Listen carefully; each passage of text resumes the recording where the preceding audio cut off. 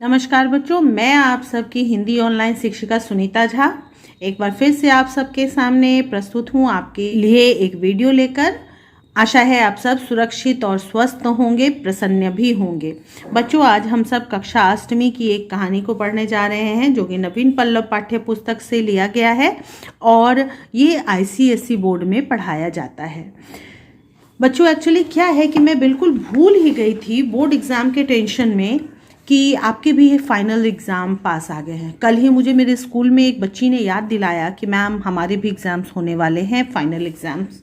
और फिर मुझे लगा कि ओहो, मैंने अभी तक 2-3 पार्ट तो आपके लिए अपडेट किया ही नहीं है अभी तक, तो इसलिए मैं जल्दी जल्दी 2-3 पार्ट आपके लिए अपडेट करूँगी।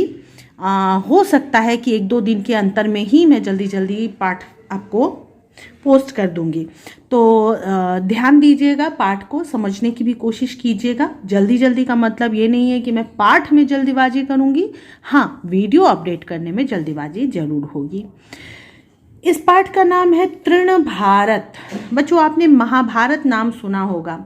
महाभारत कुछ लोगों की महत्वाकांक्षा की बहुत बड़ी विध्वंसक युद्ध का नाम था और उस युद्ध में लाखों लोगों की मृत्यु हुई थी, लेकिन वो युद्ध लाखों लोगों की इच्छा से नहीं था और ना उन लाखों लोगों की ज़रूरत थी उस युद्ध की। कुछ लोगों की चाहत, कुछ लोगों की महत्वाकांक्षा, कुछ लोगों की जिद की वजह से एक इतना बड़ा युद्ध हुआ जिसमें लाखों लोगों की जान गई और इतनी क्षति भी हुई। उसी प्रकार का ये एक कहानी है और इसको लेखक ने नाम दिया है तृण भारत। तृण का मतलब होता है घास। एक घास के कारण, एक तिनके के कारण एक बहुत बड़ा युद्ध यहाँ पे हो जाता है और उस युद्ध में सैकड़ों लोग मारे जाते हैं। वजह कुछ भी नहीं होती, छोटी सी बात होती है और उसमें भी सिर्फ 2 लोगों का झगड़ा होता है और पूरा गांव बीच में फंस जाता है, युद्ध में उलझ जाता है और इतना बड़ा नुकसान उस पूरे गांव को और बंजारों की बस्ती को झेलना पड़ता है। इसीलिए लेखक ने बस उस तृण को महाभारत के महा के स्थान पर लगाकर इस कहानी का नाम तृण भारत रख दिया, क्योंकि ये महाभारत की तरह ही बेअर्थ का बेकारण युद्ध था जिसमें दूसरे लोग बेमतलब जबरदस्ती में उलझ गए और इतना नुकसान हुआ। आशा है कि आपको इस कहानी का नाम समझ में आ गया होगा। यहाँ पर लिखा हुआ है तृण अर्थात तिनका। किस प्रकार महाभारत जैसे भीषण युद्ध का रूप ले सकता है, इस कहानी को पढ़कर जानिए। मतलब एक तिनका महाभारत जैसे महायुद्ध को करवाने में किस तरह से सक्रिय हो सकता है, कारण बन सकता है। किसी गांव के बाहर बंजारों की एक कबीले ने डेरा डाला। बंजारों का अर्थ है वे लोग जिनका अपना घर नहीं होता, अपने पीठ पर, अपने खच्चर पे, अपने टट्टू पे कुछ सामान लाद कर ज़रूरत के जहाँ तहाँ भटकते हैं और कुछ खेल तमाशे करतवाती दिखाकर, कुछ चीज़ें बेचकर वो अपना गुजर बसर करते हैं। जहाँ रहने की जगह मिलती है वहीं टेंट लगाते हैं, तंबू लगाते हैं और रहना शुरू कर देते हैं। वो घुमक्कड़ जाति होती है और इन्हीं को कंजड़ भी कहा जाता है। तो खैर, बंजरों के कबीले ने, एक ग्रुप ने एक जगह, एक गांव के बाहर डेरा डाला यानी तंबू लगाया था। उनमें हट्टे कट्टे लंबे तगड़े 50 जवान थे उस कबीले में। उनके हाथों में सिर तक पहुंचती तारों गुत्थी लाठियां थी। वो जो 50 जवान थे उन सब के पास एक एक लाठियां थी जो उनके सिर तक लंबी थी, यानी उनके लंबाई के बराबर उस लाठी की भी लंबाई थी और उन लाठियों पर तार लपेटी हुई थी, गूंथी हुई थी, यानी कि वो बहुत खतरनाक लाठियां थीं। और बंजारे भी काफ़ी हट्टे कट्टे मजबूत थे। एक दिन एक बंजारा गुड़ लेने के लिए गांव के एक बनिए की दुकान पर पहुंचा। बोहनी के समय ग्राहक आया देख बनिया बहुत खुश हुआ। 3 घड़ी में 3 सेर कम तोलना तो उसके बाएं हाथ का खेल था। बताया जा रहा है कि बंजारा एक दिन सुबह सुबह बनिया की दुकान पे गुड़ खरीदने के लिए पहुंचा था और बोहनी का समय था, यानी सुबह सुबह की जो खरीदारी होती है ना, उसको दुकानदार बोहनी कहते हैं, यानी कि उससे शुरुआत होना। उस समय का जो पैसा मिलता है, पहला जो पैसा मिलता है वो उनके लिए शुभ माना जाता है। तो कहते हैं लोग कि पहली बोहनी अगर अच्छी हो जाए तो पूरे दिन अच्छा जाता है, एक मान्यता है लोगों की। तो बोहनी के समय अगर ग्राहक आते हैं और ग्राहक किचकिच ना करें, मनचाहा पैसा दे जाएं, तो जो दुकानदार होते बड़े प्रसन्न होते हैं। बनिया भी बहुत खुश था, लेकिन बनिए की एक आदत थी कि वो तोलता था कम, यानी कि बेईमानी करता था। घड़ी का मतलब है 5 सेर, मतलब किलो नहीं, सेर। पहले नाप तोल का अलग पैमाना हुआ करता था, किलो नहीं होते थे, केजी नहीं होते थे, सेर होते थे, जो कि किलो से कुछ कम होता था। तो उसी 5 सेर को एक घड़ी गिना जाता था। उसकी बेईमानी की हद इतनी थी कि वो एक घड़ी में 3 सेर कम तोल देता था, यानी 5 सेर की एक घड़ी, उसमें से 3 सेर वो गायब ही कर देता था, यानी 2 सेर दे देता था, बाकी 3 सेर वो बचा लेता था। ये उसके बाएं हाथ का खेल था, मतलब उसके लिए बड़ा आसान काम था। ये एक मुहावरा है, यानी वो अक्सर इस तरह की बेईमानियां किया करता था। गुड़ देखकर बंजारे ने कहा, गुड़ बहुत गीला है। बनिया हंसकर तपाक से बोला, बरसात का मौसम है ना, नमक और गुड़ तो गीले होंगे ही, माल में खामी हो तो कहना। यानी कि बंजारे ने गुड़ जो देखा तो वो बड़ा लिसलिसा था और गीला था, तो उसने इस बात की शिकायत की। लेकिन बनिया ने हंसकर झट से, तपाक से मतलब झट से कहा कि बरसात का मौसम है और बरसात के मौसम में गुड़ और नमक जैसी चीज़ें जो है पसीज जाती हैं, लेकिन माल में कोई खामी नहीं होगी, कोई कमी नहीं होगी, कोई बुराई नहीं होगी। अगर ऐसा हो तो मुझे बताना। मोल भाव की रस्साकसी से निपटकर बनिए ने बोरी खोली और गुड़ तोलने लगा। मोल भाव अर्थात बार्गेनिंग, जो दाम और पैसे की बात होती है ना ग्राहक और दुकानदार के बीच, उसी को कहते हैं। और उसकी रस्साकसी यानी कि खींचतान बहस से निपटने के बाद, पूरा होने के बाद, बनिए ने गुड़ की बोरी खोली और गुड़ तोलने लगा। बंजारा तराजू की डंडी पलरों को ध्यान से देख रहा था। बंजारा जो था, आखिर उसका भी तो यही काम था, तो वो तराजू की डंडी को और उसके पलरों को बड़ा ध्यान से देख रहा था। डंडी मतलब जिसको पकड़ के वो लोग तोलते हैं, और जो पलरे दोनों साइड जो होते हैं ना, तराजू जो ऐसा होता है ऐसा, तो ये कहलाता है डंडी और ये कहलाते हैं पलरे।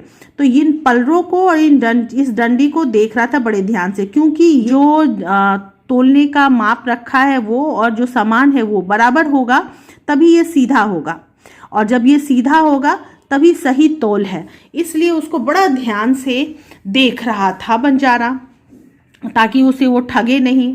बंजारे की क्या बिसात कि वो बनिए की हाथ की सफाई समझ पाए। तो बंजारे की कोई हैसियत नहीं थी कि बनिए की हाथ की सफाई यानी उसके धोखे को वो समझ सकता। मतलब बनिया बहुत ज़्यादा चालाक था और बेईमानी करने में बड़ा ज़्यादा एक्सपर्ट था। तो बंजारे की इतनी औकात नहीं थी कि उस एक्सपर्ट को पकड़ सकता। बंजारे की दृष्टि गुड़ पर चिपके एक तिनके पर पड़ी। अब वो उसकी चोरी नहीं पकड़ पा रहा है, लेकिन गुड़ तो कम उसे नजर आ रहा है, तो वो कुछ और ना समझ पाया, कुछ बोल नहीं पाया। लेकिन गुड़ पर चिपके हुए एक तिनके को उसने देखा। देखकर अपने मन में उसने सोचा कि एक तिनके से तोल में क्या अंतर पड़ता है। मतलब कि अगर कुछ तोला जा रहा है, उस पर एक घास का टुकड़ा हो, एक तिनका हो, तो उससे कितना ज्यादा वजन में अंतर पड़ जाएगा, तोल में यानी वजन में कितना ज्यादा अंतर पड़ेगा। उसने पहले ये सोच के छोड़ दिया, पर उससे रहा नहीं गया। फिर वो अपने आप को रोक नहीं पाया। उसने तिनका उठाया और उंगली के झटके से सामने दीवार की ओर फेंक दिया। उसको लगा कि इसको हटा ही देना चाहिए, और उसने तिनका उठाया और झटका मारकर उसको दीवार की तरफ फेंक दिया। तिनका दीवार से जा चिपका, क्योंकि उसमें गुड़ लगा हुआ था। अब गुड़ तो चिपचिपा होता है, गुड़ की वजह से तिनका दीवार में जाकर लगा, जो उसने ऐसे उंगली झटका। तो जहां गुड़ होगा वहां मक्खियां आएंगी ही। वे किसी न्योते की बाट नहीं जोहती। न्योता मतलब निमंत्रण। वो निमंत्रण का रास्ता नहीं देखती। बाट मतलब रास्ता होता है, तो रास्ता, वो इनविटेशन तो ढूंढती नहीं है, सीधे गुड़ है तो मक्खियां आ गई।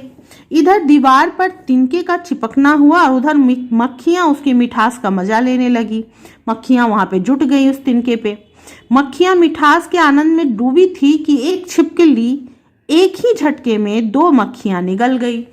मतलब अब मक्खियाँ तो गुड़ चूस रही थी और तभी छिपकली वहाँ आ गई। तो छिपकली भी अपने फायदे का काम की और झट से 2 मक्खियों को निगल गई, लेकिन बाकी जो मक्खियाँ थी वे सब उड़ गईं। भाग्य में लिखा कभी नहीं टलता, जो हमारी किस्मत में लिखा हो वो होकर ही रहता है, वो टाला नहीं जा सकता, पीछे नहीं जा सकता। छिपकली दूसरी मक्खियों की ताक में समाधि लगाए दीवार पर अविचल बैठी थी और छिपकली को लगा कि अब यहाँ पे तो एक बार मक्खियाँ आई हैं गुड़ खाने के लिए तो फिर आएंगी, और इसीलिए वो वहीं पर दीवार पर अविचल यानी कि एकदम स्थिर होकर बिना हिले डुले बैठी रह गई। समाधि, ऐसा लग रहा था जैसे वो समाधि लगाए हुए, जैसे कोई साधु संत समाधि लगाते हैं तो शांत होकर के ध्यान लगा के बैठते हैं ना, बिल्कुल वैसे ही वो अविचल बैठी हुई थी। सहसा बनिए कि बिल्ली अपनी समाधि तोड़कर उस पर झपटी, लेकिन छिपकली की समाधि को देखकर, उसको शांत देखकर बनिए की जो बिल्ली थी वो उस छिपकली पर झपटी उसको खाने के लिए। उसने अपनी समाधि तोड़ दी। पल भर में ही मक्खियों समेत छिपकली उसके पेट में समा गई। अब जैसे ही बिल्ली उस छिपकली पर लपकी और छिपकली को उसने पेट में डाला तो छिपकली के पेट के अंदर जो मक्खियां थी वो दोनों मक्खियां और छिपकली सब बिल्ली के पेट में। बिल्ली को अपने शिकार के अलावा कुछ ध्यान न था। बिल्ली तो अपना शिकार कर रही थी, जैसे छिपकली अपना शिकार कर रही थी तो उसे यह ध्यान नहीं था कि वहां बिल्ली भी है, उसको भी मार सकती है। उसी तरह बिल्ली भी जब शिकार कर रही थी यानी छिपकली को पकड़ रही थी तो उसे कुछ ध्यान नहीं था कि आजू बाजू कौन है क्या है। कुत्ते और बिल्ली की दुश्मनी जाने कब से चली आ रही है। ये तो बड़ी फेमस दुश्मनी है ना, चूहे बिल्ली की दुश्मनी और कुत्ते बिल्ली की दुश्मनी। तो कुत्ते बिल्ली की दुश्मनी बड़ी लंबे समय से चली आ रही, किसी को नहीं पता कब से और क्यों। बंजारे का कुत्ता इसी अवसर की तलाश में था। अब बंजारे के साथ उसका कुत्ता भी था जो कि बिल्ली को पकड़ने की अवसर मौके को तलाश रहा था। सीधे बिल्ली पर उसने छलांग मार दी, पर यूं पकड़ में आ जाए वह बिल्ली ही का क्या। लेकिन बिल्ली इतनी आसानी से पकड़ में नहीं आती, क्योंकि बिल्ली बड़ी तेज और फुर्तीली जानवर होती है। वह पलटकर बिजली की तेजी से दुकान में घुस गई। वो एकदम से झट से दुकान के अंदर घुस गई, क्योंकि वो उसी दुकान के मालिक की बिल्ली थी तो उसे सब जगह जाने आने की आज़ादी थी। आगे बिल्ली और पीछे कुत्ता, लेकिन कुत्ता भी उसका पीछा कैसे छोड़ देता, पीछे पीछे वो भी दौड़ गया। उनकी भगदड़ में कई बर्तन लुढ़क गए। अब दुकान के अंदर जब घुस गए तो उसके अंदर जो भी सामान रखे हुए थे उनको तो नुकसान पहुंचना ही था। दोनों भाग दौड़ रहे थे, बिल्ली बचने के लिए और कुत्ता पकड़ने के लिए। तो कई सामान दुकान में जो थे लुढ़क गए, गिर गए। कई मटकियां फूट गई, बतासे, मिश्री, चीनी, मिर्च मसाले, दालें बिखर गई, तेल फैल गया। यानी जो सामान रखा हुआ था बनिए के यहाँ वो सब इधर उधर फैल गया, बिखर गया। बैठे बिठाए बनिए का नुकसान हो गया। उतना सामान गिर गया तो नुकसान तो हो गया ना। बैठे बिठाए मतलब बेमतलब के, बिना कारण इतना सारा नुकसान उसे झेलना पड़ा। बनिए ने क्रोधावेग में, क्रोध के आवेग में, क्रोध आवेग 2 शब्दों से ये बना है, ठीक है। तो बनिए ने गुस्से में आकर जोर से एक बाट उठाकर कुत्ते की ओर फेंका। बाट का मतलब होता है वो जो तराजू पे डालते हैं ना, किलो, आधा किलो, 250 ग्राम ऐसे लिखा हुआ लोहे का जो होता है ना जिससे तोला जाता है, उसको बाट कहते हैं। तो उसी में से एक बाट उसने उठाया और कुत्ते की ओर जोर से फेंका, क्योंकि वो क्रोध के आवेग में था, क्रोध के वश में था, गुस्से में था। और होनी कहे या संयोग कि बाट सीधे कुत्ते के ललाट पे लगा। यहाँ पे निशाना तो बहुत अच्छा नहीं माना जा रहा है बनिए का, बस ये कह सकते हैं कि ये होनी थी, ऐसा होना था, किस्मत में लिखा था इसलिए, या शायद ये एक कोइंसिडेंट था जिसकी वजह से वो जो बाट उसने फेंका वो सीधे कुत्ते के सर पर, ललाट पर, उसके कपार पे जाके लगा। खून का फव्वारा छूट गया। फव्वारा छूटना मतलब एकदम बौछार सी होने लगी। अब भला बंजारा कैसे चुप बैठता, क्योंकि कुत्ता तो उसका बहुत प्यारा था और अपने कुत्ते को इतना चोटिल देखकर, खून देखकर उसका उससे बर्दाश्त नहीं हुआ। खुद की चोट तो शायद बर्दाश्त कर लेता वो बंजारा, उसको अगर खुद चोट लगती तो वो थोड़ी देर बर्दाश्त कर लेता, रुक जाता, पर अपनी जान से प्यारे कुत्ते के चेहरे पर खून देखकर उसका खून खौल उठा। ये भी एक मुहावरा है। लेकिन अपनी चोट वो बर्दाश्त कर सकता था, पर अपनी जान से प्यारे यानी अत्यधिक प्यारे, ये भी एक मुहावरा है। अत्यधिक प्रिय कुत्ते के चेहरे पर जब उसने खून की छींटें देखी, खून देखा, तो उसको बर्दाश्त नहीं हुआ, बहुत ज्यादा क्रोधित हो गया, खून खौल उठा उसका। बनिए की पीठ पर खींच कर लाठी जमा दी और इतना गुस्सा उसे आया कि उसने आओ देखा ना ताव, अपने हाथ में जो लाठी उसने पकड़ी थी वो खींच कर बनिए की पीठ पर मार दिया। बंजारे का हाथ पड़ने पर उठने का क्या काम। अब बंजारा तो बड़ा शक्तिशाली था और बनिया रोजमर्रा के काम करने वाला बिना कसरत वाला व्यक्ति था, उससे उठा ही नहीं गया, ऐसे हाथ पड़ा। पर तौबा तिल्ला मचाने में वो पीछे नहीं रहता। वो उठ तो नहीं पाया, उसे ऐसी चोट लगी कि बर्दाश्त नहीं कर पाया, लेकिन हल्ला गुल्ला मचाने में, चीख चिल्लाहट करने में वो पीछे नहीं रहता। खूब जोर जोर से चिल्लाने लगा। उसकी गुहार सुनकर चारों ओर से बनिए अपनी धोतियां संभालते हुए बाहर निकले। अब जिस गांव का वो बनिया है और उस मोहल्ले में वो रह रहा है, अगर वो आवाज़ देगा तो उसके मोहल्ले वाले क्यों नहीं आएंगे उसकी आवाज़ पे।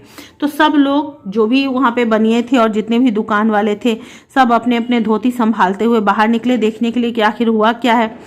पर यमराज के नज़दीक कौन जाए। यमराज मृत्यु के देवता को कहते हैं, यानी कि उनके पास जाना और मृत्यु को अपनाना। उसी प्रकार यहाँ पर यमराज उस बंजारे को बताया जा रहा है, क्योंकि बड़ा क्रोधित था और वो क्रोध में किसी को भी मार सकता था, तो उसके नज़दीक कोई नहीं जाना चाह रहा था। लाठी की करामात देखने के बाद किसी की आगे बढ़ने की हिम्मत ना हुई। बनिए लड़ाई झगड़ा जानते नहीं थे, सिर्फ ठगना धोखा देना उनको आता था, लेकिन मारपीट तो वो कर नहीं सकते थे, ताकत की चीज़ थी नहीं उनके पास। लेकिन ये जो बंजारा था बड़ा ताकतवर था, इसकी लाठी की जो करामात देखी उन लोगों ने, जो उसने मारा था, उसके बाद कोई उसके सामने नहीं गया। वे अपनी अपनी दुकानों से दनादन पत्थर के बाट फेंकने लगे, लेकिन सामने तो नहीं जा पाए, लेकिन पत्थर के बाट जो थे वे सब उसे फेंक फेंक कर मारने लगे। बाटों की एकदम बौछार हो गई, बहुत सारे पत्थर उसके तरफ आने लगे। बंजारा आखिर कहाँ तक बचता। अब इतने सारे पत्थर उसके ऊपर उछाले जा रहे थे, वो किन से बचता। पूरी उस्तादी के बावजूद एक दो बाट सिर पर आ लगे। उस्तादी मतलब एकदम जानकार, गुरु के जैसा समझदार, सीखा पढ़ा हुआ आदमी, लेकिन फिर भी वो अपने आप को बचा नहीं पाया और एक दो पत्थर उसके सर पर आ लगे। खून की धार बह निकली। अब इतने दूर से पत्थर उसे पड़ रहा था, यानी जोर से पड़ रहा था, तो वो बर्दाश्त कैसे करता, खून बहने लगे। अपने मालिक की यह हालत देखकर कुत्ता फौरन अपने डेरे की ओर भागा। फौरन मतलब एकदम तुरंत। और मालिक के सर से खून बहता देखकर कुत्ता तुरंत डेरे की ओर भागा। वह बंजारा अपने वफादार कुत्ते का इरादा भांप गया। बंजारा समझ गया कि ये कुत्ता डेरे पे जा रहा है बाकी लोगों को लाने के लिए, क्योंकि वो बड़ा वफादार कुत्ता था, तो उसको छोड़कर तो नहीं भाग रहा था, हाँ बस सहायता लाने के लिए जा सकता था, क्योंकि वो कुत्ता या बंजारा अकेले उस बस्ती में कुछ नहीं कर सकते थे। पर मदद आने तक बुजदिली दिखाए तो माँ का दूध ल जाता है।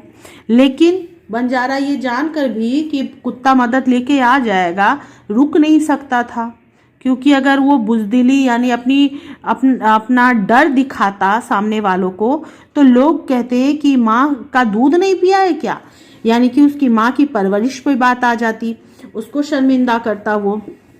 इसलिए अंगरखे पर खून देखकर वो साक्षात काल बन गया। अंगरखे मतलब उसके गमछे पे जो उसके सर से टपका हुआ खून देखा उसने, तो एकदम साक्षात काल की तरह क्रोधित हो गया और सबको मारने पे उतारू हो गया। बदहवास सा एक एक बनिए पर टूट पड़ा। टूट पड़ना मतलब प्रहार करना, अटैक करना, ठीक है। तो एक एक करके सारे बनियों को मारने लगा। किसी का हाथ टूटा तो किसी का पैर। इतना वो बर्दाश्त नहीं कर पाया, एकदम बदहवासी में वो मार रहा था, इसलिए वो देख नहीं रहा था कि किसे कहाँ लग रही है।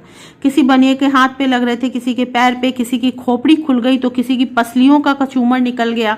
मतलब कि वो बस मारे जा रहा था बेधड़क।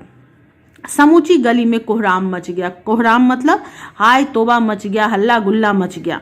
गुत्थी लाठी की शान रह गई, और वो लाठी जो थी उसकी शान बनी हुई रह गई कि उस लाठी ने इतने लोगों को जख्मी कर दिया। चीखना चिल्लाना सुनकर गली मोहल्ले के रण रसिये वहां धमके। रण रसिये मतलब रण को पसंद करने वाले, रण में युद्ध में रस लेने वाले। जो कुछ लोग होते हैं ना, मारपीट में उनको बड़ा मन लगता है, कुछ हुआ नहीं कि 2-4 थप्पड़ लगा दो, लड़ लो, कहीं भी तैयार हो जाओ लड़ने के लिए। तो वैसे जो उस गली मोहल्ले में थे वे सब वहां पहुंच गए उस हल्ले को सुनकर। आन ही आन में पूरी गली में नंगी तलवारें नाचने लगी। नंगी तलवारें मतलब कि तलवारें मयान से बाहर आ गई, अपने कवर से बाहर आ गई। और आन ही आन में मतलब कि जोश जोश में अपने इज्जत बचाने के चक्कर में वो भी झूठे वो सब तलवारें निकालकर युद्ध करने को पहुंच गए। जबकि झगड़ा तो कुछ ऐसा विशेष था नहीं, कारण तो कुछ ऐसा विशेष था नहीं, लेकिन बंजारे का जोश लावे की तरह उबल पड़ा। लावा मतलब कि जो ज्वालामुखी फटता है तो उसमें से जो लावा निकलता है ना, तो कैसे एकदम से बारी बारी से निकलने लगता है और उसके सामने जो भी आता है उन सबको जलाते हुए चला जाता है। उसी तरह बंजारे का जोश भी जो था वो लावे की तरह उबल रहा था, यानी रुकने का नाम नहीं ले रहा था और जिस तरफ भी जा रहा था वहां पे सब कुछ बर्बाद किए दे रहा था। मौत तय जानकर वो बेखौफ अपना पूरा दम लगाकर मोर्चे पर डट गया। और पहले तो वो खुद को बचाने के लिए लड़ रहा था, लेकिन अब उसे उम्मीद भी नहीं थी कि वो बचेगा। उसे लग रहा था कि मेरी मौत तय है, मुझे अब इस युद्ध में मरना ही है। तो जब मरने का डर भी उसका निकल गया, जब अपने आप को बचाने की कोशिश भी उसकी खत्म हो गई और जान गया कि मौत तय है, तो बस वो एकदम बेखौफ हो गया कि जब मरना है ही तो जी जान लगाकर मरते हैं। एकदम से निडर हो गया और मोर्चे पर यानी युद्ध में वो पूरी तरह से डट कर लड़ने लग गया। और चारा ही क्या था, उसके पास और कोई उपाय नहीं था। वो उस युद्ध को रोक नहीं सकता था और अगर रोकता तो वो मारा जाता। तेजी से लाठी घुमाते हुए उसने हर एक वार को रोक लिया। तो जितने भी उस पे वार आ रहे थे उन सब को वो अपनी लाठी पे रोकता जा रहा था, क्योंकि वो फुर्तीला तो था, युद्ध में निपुण भी था, उस्ताद था, लेकिन फिर भी थे तो बहुत सारे। कई तलवारें टूट गईं उसकी लाठी पर पड़ के, कई तलवारें टूट गईं, बिखर गईं, यानी वो बहुत बहादुरी से लड़ रहा था। कोई दाव चलता न देखकर कई रण रसिये दौड़कर घर से भाले और बर्छिए ले आए।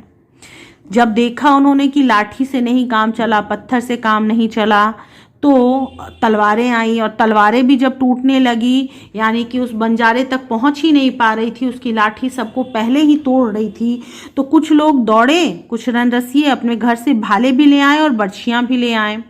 भाले चूंकि लंबे होते हैं तो वो अब दूर से भी बंजारे को मार सकते थे। अब बंजारा चौतरफा घिर गया। चौतरफा मतलब चारों तरफ से घिर चुका था बंजारा। भालों और बर्छियों की बौछार हो गई, उस पर एकदम से भाले और बर्छियां बरसने लगे।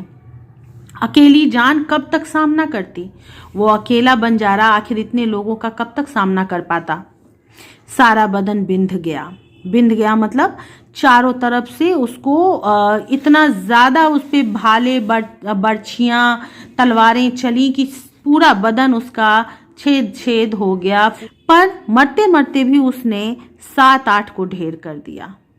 उसे मरना तो था ही, क्योंकि इतने सारे भाले और इतनी सारी बर्छियां उसके शरीर में बिंध चुकी थी, चुभ चुकी थी, गड़ गई थी कि मरना तो था ही, लेकिन मरते मरते भी उसने 7-8 लोगों को ढेर कर दिया, यानी मार गिराया। उधर कुत्ते के पीछे पीछे सारे बंजारे वहां पहुंचे। कुत्ता अपने कबीले में पहुंचा और सारे बंजारों को ले आया। उसकी तकलीफ देखकर कबीले वाले समझ गए। अपने काफिले के नौजवान को ढेर हुआ देखकर उनकी आंखों में खून उतर आया। और जब वो बंजारे वहां पे आए, उन्होंने देखा कि उनके काफिले का एक नौजवान मर चुका है, गिर गया है मरकर, तो उनकी आंखों में खून उतर आया। इसका भी मतलब होता है बड़ा क्रोधित हो जाना, ये भी एक मुहावरा है। वे भूखे चीतों की तरह टूट पड़े। जैसे भूखे चीते अपने शिकार पर टूट पड़ते हैं ना खाने के लिए, उसी तरह वे बंजारे भी उन गांव वालों पर टूट पड़े उनको खत्म करने के लिए। सारी गली में त्राही त्राही मच गया। त्राही त्राही का मतलब होता है बचाने की गुहार लगाना, चिल्लाना। तो सारी गली में सब लोग चिल्लाने लगे, त्राही त्राही करने लगे, जैसे मौत तांडव कर रही हो। ऐसा लग रहा था कि जैसे साक्षात मौत वहां पे नृत्य कर रही है, तांडव का। तांडव शिव के नृत्य को कहा जाता है, जिसको बोलते हैं संहार का नृत्य। यानी कि जब शिव का नृत्य होता है तो विध्वंस हो सकता है। तो उसी तरह ऐसा लग रहा था उस गली में मौत का नृत्य हो रहा है, तांडव नृत्य। खून के नाले बहने लगे। वहाँ इतने सारे लोगों को तकलीफें पहुंची, इतनों की मृत्यु हुई, इतनों को भाला बर्छियां लगी कि खून के नाले जैसे बहने लगे। इतना खून बहा वहाँ। देखते ही देखते सारी गली लाशों से पट गई। बहुत सारी लाशें वहाँ पे गिर गई। लाशों से पट गई मतलब बिछ गई। लाशें वहाँ पे बिछ गई, ढेरों। पूरी गलियां ढक गई उनसे। अपने साथियों के पांव उखड़ते देखकर सारा गांव सिर पर कफन बांधकर उमड़ पड़ा। अब जब गांव वालों ने देखा कि उसके जो साथी हैं, गांव वाले जो हैं, उन सब के पांव उखड़ रहे हैं, यानी कि अब वो हारने वाली कंडीशन में पहुंच चुके हैं, ये भी एक मुहावरा ही है। तो जब ऐसा देखा उन लोगों ने तो वे सब सिर पर कफन बांधकर उमड़ पड़े, यानी कि मरने के लिए एकदम से तत्पर होकर। सिर पर कफन बांधना भी एक मुहावरा है। मौत से डरे बगैर, मौत के लिए तैयार होकर सब लोग वहां पे पहुंच गए लड़ने के लिए। बंजारे उनके बीच में फंस गए। अब बंजारे तो सिर्फ 50 थे और गांव था, तो गांव में तो बहुत से लोग होंगे ना, और उन लोगों ने भी इस बात को अपने मान पर ले लिया था, इज्जत पर ले लिया था, इसलिए उनको भी अब मरने का डर नहीं था, बल्कि सिर्फ उन्हें मारना था। अब बचना दुभर था उन बंजारों के लिए। दुभर मतलब मुश्किल था। सोचा मारने पर जीत और मरने पर स्वर्ग। और उनके बीच में फंसकर बंजारों ने सोचा कि अगर इन्हें मार देते हैं तब तो हम जीत जाएंगे और सुरक्षित अपने कबीले लौट जाएंगे, लेकिन अगर हम मर जाते हैं इस युद्ध में तो वीर गति पाने के लिए, यानी संघर्ष करते हुए मरने के वजह से हम लोग स्वर्ग जाएंगे। और ये दिमाग में आया, बस फिर क्या था, लाशों के अंबार लग गए, लाशों का ढेर लग गया। इतने लोगों को उन लोगों ने मारा और उतने ही लोगों ने इधर इन सबको मारा। गुड़ तोलने वाले बनिए की दीवार पर तिनका अब भी चिपका हुआ था। जिस जगह से लड़ाई शुरू हुई वो घटनाएं अभी तक उसी प्रकार बनी हुई है। वो तिनका दीवार पर अभी भी चिपका हुआ है। कुछ मक्खियां अब भी वहां मंडरा रही हैं। मक्खियों को इस बात से कोई फर्क नहीं पड़ता कि वहां कौन सा युद्ध हो रहा है, कौन मरा कौन जिंदा है। एक दूसरी छिपकली उनकी टोह में लार टपका रही है। दूसरी छिपकली भी वहां आ चुकी हैं उन मक्खियों को खाने के लिए। एक छोटे से तिनके के कारण जितना महाभारत हुआ उतना ही बहुत। सब कुछ वैसे ही पड़ा हुआ है, लेकिन इंसानों की लड़ाई देखो बढ़ती ही जा रही है। सैकड़ों लोगों के मरने के बाद भी ये खत्म नहीं हुई और वहाँ वो परिस्थिति वैसे की वैसे बनी हुई है। गुड़ के तिनका वैसे ही है, मक्खियाँ वैसे ही हैं, छिपकलियाँ वैसे ही हैं और यहाँ पर युद्ध हुआ जा रहा है।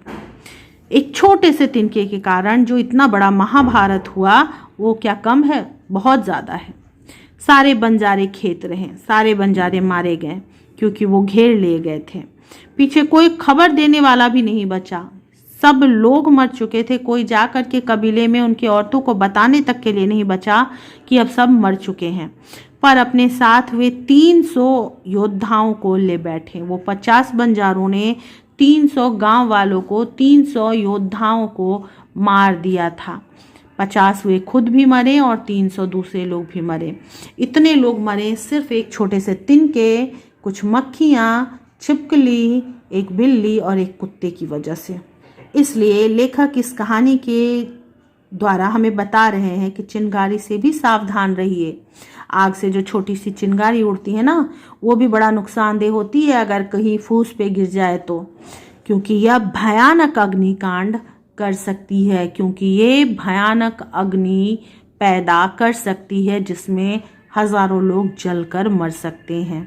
यानी सावधानी सबसे ज़रूरी चीज़ है, धैर्य और संयम उससे भी ज़्यादा ज़रूरी।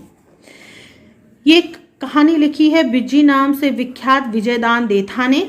उनके विषय में यहाँ पे बहुत कुछ लिखा हुआ है जिसको आप लोग पढ़ लेंगे।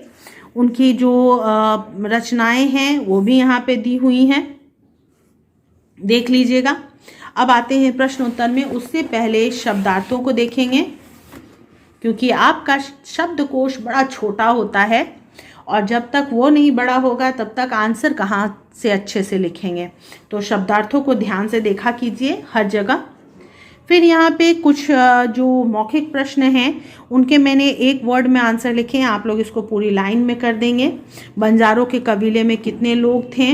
बंजारों के कबीले में करीब 50 जवान थे, यहाँ पे लिख दीजिएगा, ठीक है। क्योंकि लोग कितने थे ये नहीं बताया गया है, लेकिन हाँ ये बताया गया था कि 50 जवान थे, ठीक है, तो वो लिख दीजिएगा। उसके बाद ऐसे ही एक एक वर्ड में आंसर लिखा हुआ है। फिर यहाँ पे जो है बंजारे के गुड़ बहुत गीले हैं कहने पर बनिए ने क्या कहा, वो आपको याद ही होगा। बंजारे ने कहा बरसात का मौसम है ना, नमक और गुड़ तो गीले होंगे ही, माल में खामी हो तो कहना। उसके बाद प्रश्न है छिपकली किसको निगल गई? मिठास के आनंद में डूबी हुई 2 मक्खियों को छिपकली निगल गई। बंजारे ने बनिए को क्यों मारा, ये यहाँ पे लिखा हुआ है।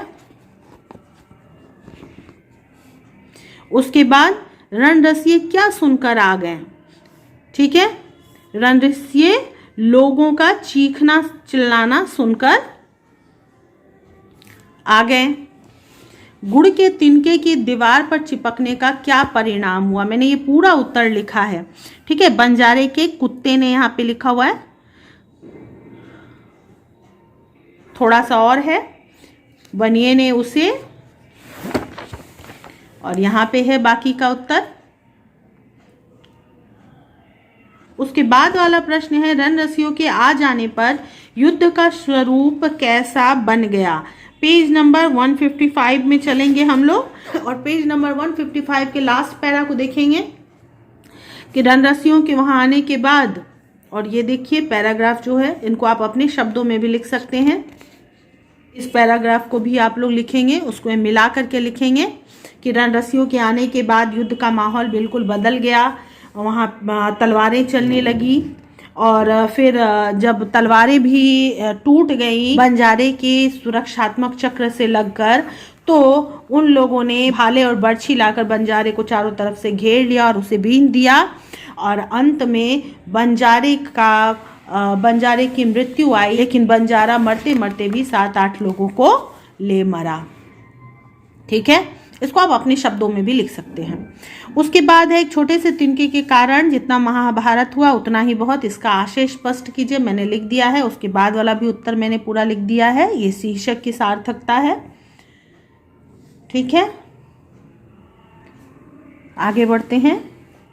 अगला प्रश्न है मुहावरों का अर्थ लिखिए और उनका वाक्य प्रयोग कीजिए, वो भी मैंने कर दिया है। समास विग्रह, समास विग्रह सिर्फ यहाँ पे दिया गया है, समास का नाम लिखने के लिए नहीं दिया गया है, लेकिन अगर नाम लिखने के लिए दिया जाए तो ये द्वंद्व समास होगा।